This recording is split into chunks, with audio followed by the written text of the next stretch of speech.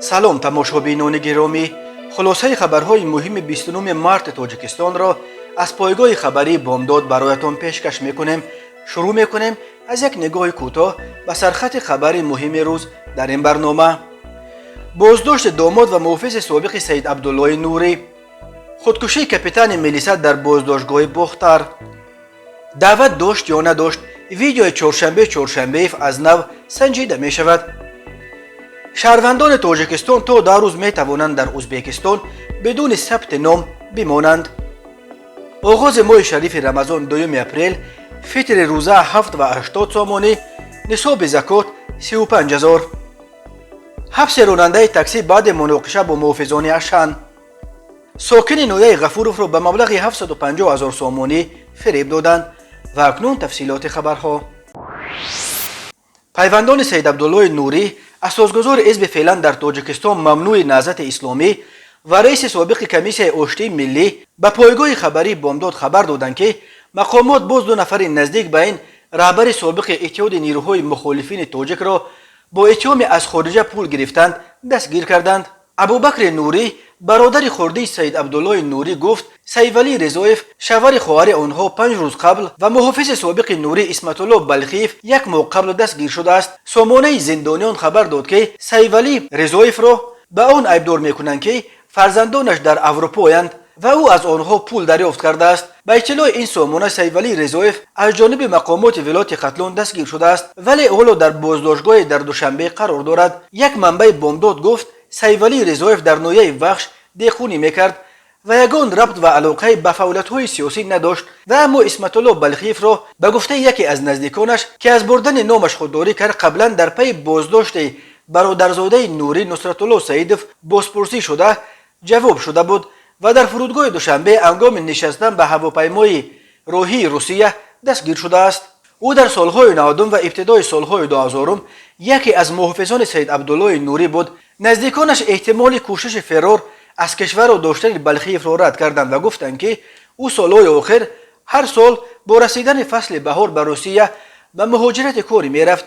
қаблан дар бораи боздошти Нусратулло Саидов ва Муҳиббулло Нуриддинов, 2 бародарзодаи Саид Абдуллои Нурӣ ва бародари хурдияш Нурулло Саидов ба айни иттиҳом аз хориҷа пул гирифтанд, хабарҳо ба даст расида буд. мақомоти Тоҷикистон то кунун дар бораи боздошти хешовандони Саид Абдуллои Нурӣ ягон иттилои расмӣ нашр накарданд, вале яке аз пайвандони ин раҳбари фақиди мухолифин гуфт ба ҳисоби онҳо таи 2 моҳи охир дасти кам 14 нафар аз афроди наздик ба Нурӣ бо айни иттиҳом, яъне аз хориҷа пул гирифтанд, ба ҳабс гирифта шуданд. аммо пайвандони Нурӣ мегӯянд аз хешовандони худ дар хориҷа гирифтани маблағ ҷурме нест ва садҳо ҳазор хонаводаи тоҷик аз азизони муҳоҷири худ аз Русияву кишварҳои дигар пайваста кӯмаки молиявӣ ба даст меоранд. хешовандони Нурӣ ҳам як қисмашон ҳоло дар Аврупо кору зиндагӣ мекунанд, ба хешу табори худ дар Тоҷикистон пул мефиристанд, вале тавре ба назар мерасад ин пулҳо вақтҳои охир барояшон дарди сарзо шудааст. Саид Абдуллои Нурӣ 15 марти соли 1947 дар деҳаи Оштиён дар водии вахиёи ноҳияи Сангвор ба дунё омада, 9 августи соли 2006 дар синни 59 дар Душанбе баъди бемории тӯлонӣ аз олам чашм пӯшид. Нурӣ, ки парвардаи мактаби Қори Муҳаммаҷон Рустамов маъруф ба Мавлавии Индустонӣ буд, ҳанӯз соли 1973 бо 4 ҳамфикраш ҷамъияти пинҳонкори мазҳабиеро бо номи Наҳзати ҷавонони мусулмон ташкил дод, ки баъдан ба ҳизби Наҳзати Исломии Тоҷикистон табдил ёфт. Нурӣ нафарест, ки амро бо Ҳоҷи Акбар Тураҷонзода аз номи иттиҳоди нирӯҳои мухолифин созишномаи сулҳи соли 1997ро бо президент Эмомалӣ Раҳмон имзо кард ва баъди бозгашти мухолифин ба ватан то соли 2001 раиси комиссияи оштии миллӣ буд. баъди манъи дигарбораи фаъолияти ҳизби Наҳзати Исломии Тоҷикистон дар соли 2015 шумораи аз пайвандони Нурӣ аз ҷумла чанд писару духтараш тарки Тоҷикистон карданд ва аксараш ҳоло дар Аврупо ба сар мебаранд, вале қисми дигари хешовандони Нурӣ дар Тоҷикистон монданд. капитан Фазлиддин Назарзода, собиқ нозири минтақавии ҷамоати рӯдакии ноҳияи Вахш, ки моҳи пеш бо ҷурми сӯистифода аз мақом ба 3 солу 6 моҳи зиндон маҳкум шуда буд, ҳафтаи гузашта дар боздоштгоҳи шаҳри Бухтар худкушӣ кардааст. сабаби худкушии ӯ маълум нест, вале як манбаи пойгоҳи хабарии бомдод хабар дод, ки капитан Назарзода дар арафаи интиқолаш در مابس دست به جان خود زده خود را در حجره بازداشتگاه به دور کشیده است. بنا به اطلاع همصحبت بامداد، فضلالدین نظرزاده را روز 24 مارس در زادگاهش شعبه سیوم سفخاز تکنیکوم به نام فیضعلی سعیدوف ناحیه کوشانیان به خاک سپاریدند. فضلالدین نظرزاده 38 سال و 3 فرزند داشت. فضلالدین نظرزاده سال 1983 در همین شعبه سیوم سفخاز تکنیکوم به نام فیضعلی سعیدوف به دنیا آمده. همسبق کوگانوف سابق کمیسر حربی ولایت ختلان بود. او سالهای زیاد در مقامات میلیسا کار کرده. اخیراً ناظر منطقوی جماعت رودکی ناحیه وخش بود. به گفته منبع بامداد، فضلالدین نظرزاده ماه آگوست سال 2021 با اتهام پسته کردن یک ساکن ناحیه وخش با مقصد از وی پول کلان کندن دستگیر شد. نفری که کاپیتان نظرزاده برای پسته کردن آن ساکن وخش انتخاب کرده بود، از اجرای سپارش این افسر میلیسا ترسیده به دادستانی خبر داد و کارمندان دادستانی ولایت ختلان نیم سال پیش هنگام به دام افتادن آن ساکن جبری دیده خود کاپیتان نظرزاده را به دام افتاندند و به حبس کشیدند. ماه فوریه سال 2022 دادگاه او را در بیرون رفتن از حد وکالت خدمتی گناهکار شناخت و به 3.5 سال زندان محکوم کرد. در تاجیکستان شکایت‌ها از کروپسیا و رشوه طلبی و تماجوی کارمندان مقامات از جمله کارمندان میلیسا زیاد است، ولی موردهای تا به دادگاه رسیدن و محکوم به زندان شدن افسران قلب دست به گفته حامیان حقوق انگشت شمار است. در اکثر موردها پرونده های کارمندان به دست افتاده مقامات در مرحله تفتیشات حل و فصل می شوند و یا در دادگاه هم با یگان جریمه آنها را از جوابگری خلاص می کنند. روز 29 مارس در تالار بازداشتگاه رقم 1 در شهر دوشنبه مرافعه نوبتی و اینک سوم پرونده چهارشنبه ورزشگر MMA از ولایت مختار کوهستان بدخشان دایر شد. به خبرنگاران این دفعه نیز اجازت اشتراک در مرافعه را ندادند، ولی رادیوی آزادی از قبل وکیلان مدافع و پیوندان چهارشنبه که به مرافعه راه یافتند خبر داد که دادرس دادگاه ناحیه اسماعیل سامانی سفر نورعلیزاده با تقاضای وکیلان ورزشگر قرار کرده است تا نوار سخنرانی او درباره حوادث ماه نوامبر سال 2021 در خاروخ از نو سنجیده شود. محض ویدیوی امین سخنرانی چهارشنبه دلیل اساسی تفتیشات برای عیبدار کردن این ورزشگر به دعوت‌ها به تغییر دادن ساخت قانونی در تاجیکستان شده است. چهارشنبه این اتهام را قبول ندارد و میگوید تنها به جوابگری کشاندن گناهکاران مرگ گلبدین زیوبکوف را طلب کرده بود. تصمیم دادرس پرونده برای سنجش دوباره نوار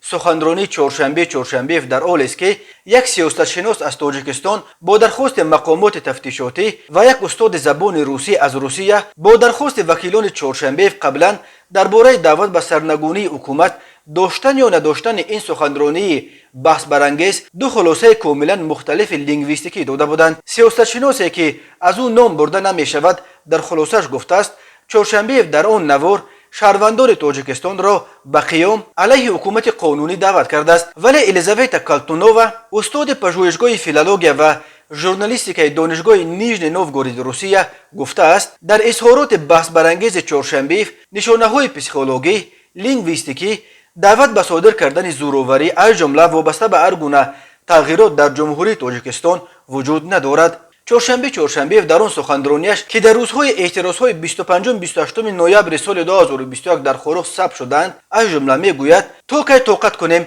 به این چشم پوشیم و آیا این از روی عدالت است؟ به نظر من باید به این رویداد واکنش بیشتر کنیم. چهارشنبه بر اساس ماده 307 کودکس جنایتی تاجیکستان به دعوت به تغییر ساخت کنستیتوسیونی تاجیکستان عیبدار می شود. به ورزشگر بر اساس این بند قانون از 8 تا 15 سال زندان تهدید می کند. تماشابینان عزیز، یادآور می شویم خلاصه مهمترین اخبار تاجیکستان را از پایگاه خبری بامداد تماشا دارید. برنامه را ادامه می دهیم. شورای علمای مرکز اسلامی تاجیکستان روز 29 مارس در جلسه‌اش 2 اپریل را روز آغاز ماه شریف رمضان اعلام کرد. شورای علما فطر روزه را برای مردم عادی به حساب گندم 7 سامانی و برای مردم نسبتاً دارا به حساب مویز 80 سامانی و فدیه سوم را برای صاحبان عذر شرعی برای 30 روز ماه شریف رمضان 420 سامانی مقرر کرده است. همین طور نصاب زکات برای مردم واجب الزکات 35000 سامانی مقرر کرد و گفت از این مبلغ 875 سامانی زکات پرداخت می شود. بنا به اطلاع رسمی نشر شده در سامانه شورای علما روز 29 مارس سال 2020 ساعت 2:00 در مرکز اسلامی جمهوری تاجیکستان جلسه نوبتی شورای علما برگزار گردید. رئیس شورای علما سید مکرم عبدالقادرزاده حاضرین را به مناسبت آمد ماه مبارک رمضان تبریک و تهنیت گفته اظهار داشت که موافق دلایل علمی و در اساس خلاصه اینستیتوت استروفیزیک اکادمی ملی علم‌های جمهوری تاجیکستان امسال ماه مبارک رمضان در کشور روز شنبه 2 اپریل فرا میرسد. بعداً اعضای شورای علما مسائل روزنامه مجلس را محاکمه و بررسی نموده چنین قرار قبول کردند: یکم، موافق حساب علمی اول ماه شریف رمضان در سال 2022 به حساب تقویم روز شنبه 2 اپریل معین کرده شود. دوم، موافق حساب شرعی نصاب زکات 35000 سومانی مقرر کرده شود. دوم، موافق حساب شرعی نصاب زکات 35000 سومانی مقرر کرده شود که از آن 875 سومانی زکات داده می شود. سوم، صدقه فطر موافق معیار شرعی به حساب گندم 7 سومانی به حساب مویز 80 سومانی معین کرده شود. چهارم، فدیه سهم در ماه شریف رمضان سال 2022 برای صاحبان عذر شرعی و بیمارانی که از صحت‌یابی آنها امید نیست به مقدار 420 سومانی برای 30 روز معین کرده شود. شورای علما گفت مجلس با دعای خیر اهل نشست در حق پیشوای ملت و مردم کشور حسن انجام پذیرفت. شورای مجلس نمایندگان مجلس پایانی پارلمان تاجیکستان روز 28 مارس علاوه ها به سازشنامه بین حکومت تاجیکستان و ازبکستان درباره مسافرت متقابله شهروندان از 9 مارس سال 2018 را پذیرفت. این علاوه ها به ساکنان دو کشور امکان میدهند که هنگام سفر به کشورهای یکدیگر تا در روز بدون ثبت نام آنجا بمانند.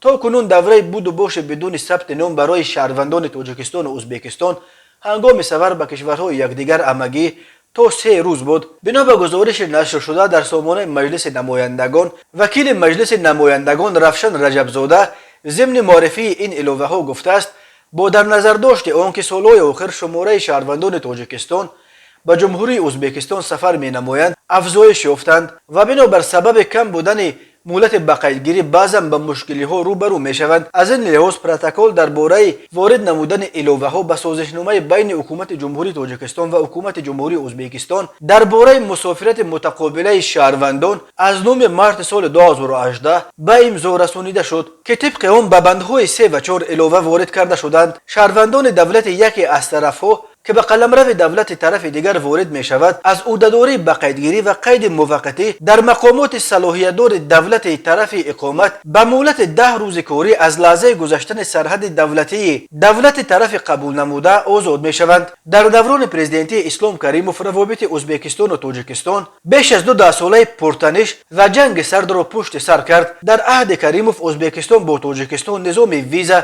جاری کرده خط مرزش با تاجیکستان را مینه‌کاری کرد. بعد مرگ کریموف در سال 2016 و به قدرت رسیدن شفقت میرزیایف که اجدادش از دهه یکتان نویه دیوشتیز می باشند روابط تاشکند و دوشنبه رو به گرمی آورد. در مدت کوتاه بین دو کشور پروازهای هواپیماها و حرکت اتوبوس‌ها از سر گرفته شد. گذرگاه‌های مرزی سالها باز مسدود از نو گشوده شدند و نظام روادید از بین برده شد. در دوران پاندمی کرونا ویروس روا بین دو کشور نسبتاً محدود شد ولی از 15 مارس این محدودیت‌ها از بین برداشته شدند.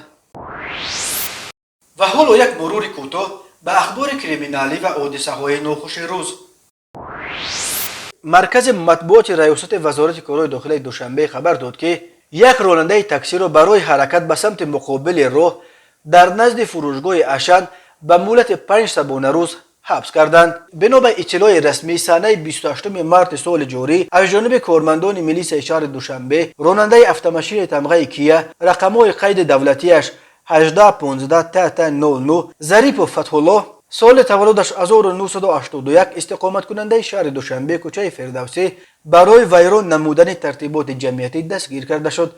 ضمن سنجش معین گردید که ظریف و فتح الله 28 مارس ساعت 13:45 در کوچه دوستی خلقا در نزد فروشگاه اشن با ماشین خود به سمت مقابل راه حرکت نموده به قاعده ویرانکنی دغل حرکت در راه دست زده. همزمان ایراد محافظان فروشگاه مذکور را نادیده گرفته با سخنان قبیح ترتیبات جمعیتی را دغلانه ویران و آسودگی شهروندان و اطرافیان را خللدار ساخته است. خبر می‌دهد میلیسای پایتخت تاجیکستان وابسته به حالت مذکور از جانب کارمندان میلیسای پایتخت نسبت به ظریف و فتح‌الله طبق طلبات ماده 460 کودکس حقوق ویرانکنی مأموری جمهوری تاجیکستان با اتمام می دعو باشی پروتکل مأموری ترتیب داده شده از جانب دادگاه نسبتش جزا در نمود حبس مأموری به مهلت 5 شبانه روز تعیین کرده شد.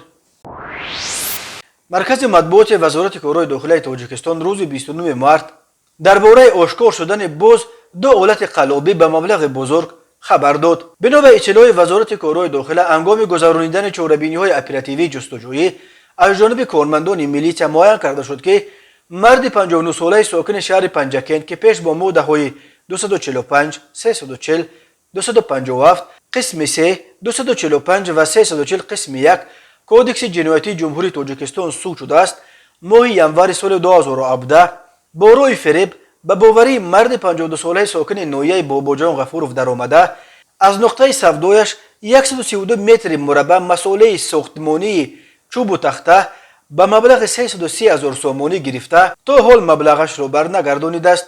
اوید به این حادثه پرونده جنایتی با ماده 247 قسم 4 کودکس جنایتی جمهوری تاجیکستان آغاز کرده شده تفتیشات ادامه دارد. همین طور می افزاید وزارت کارهای داخلی هنگام گذرانیدن چاره‌بینی‌های اپراتیوی جستجویی معین کرده شد که مرد 34 ساله ساکن نویه اسپیتامین که پیش با ماده 247 قسم 3 کودکس جنایتی جمهوری تاجیکستان سود شده است با روی فریب به باوری مرد در بالا ذکر گردیده در آمده برای تجارت از او 420,000 سومانی گرفته تا حال مبلغش را برنگردانیده است. اوید به این حادثه پرونده جنایتی با ماده 245 قسم 4 کودکس جنایتی جمهوری تاجیکستان آغاز گردیده تفتیشات ادامه دارد. تماشابینان عزیز و گرامی، این بود مرور به خلاصه چند خبر مهم امروز تاجیکستان. خبر و گزارش‌های بیشتر از تاجیکستان و درباره تاجیکستان و اطراف آن را در سامانه پایگاه خبری بامداد در این نشانه پیگیری نمایید: www.bomdad.com. خوش باشید.